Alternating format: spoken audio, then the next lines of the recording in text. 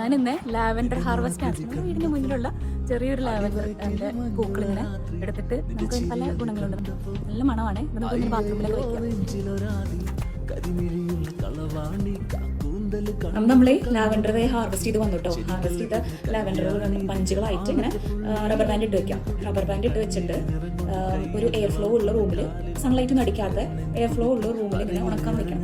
ഇത് ഉണങ്ങി കിട്ടുവാണെങ്കിൽ ചിലപ്പോൾ മാസങ്ങളും വർഷങ്ങളും നമുക്ക് നല്ല മണം കിട്ടും. അപ്പോൾ നമുക്ക് ബാത്റൂമിലൊക്കെ വെക്കും, റൂമിലും ബാത്റൂമിലൊക്കെ വെച്ച് നമുക്ക് നല്ല മണം കിട്ടുന്ന ഫ്ലവേഴ്സാണ് ഇട്ടത്.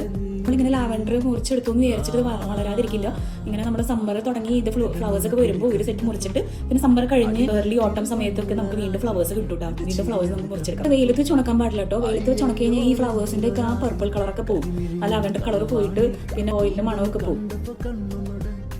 ശരിക്കല്ല പിന്നെ കല്യാണി നിന്റെ മാറത്തെ പുള്ളിയിലെന്നെ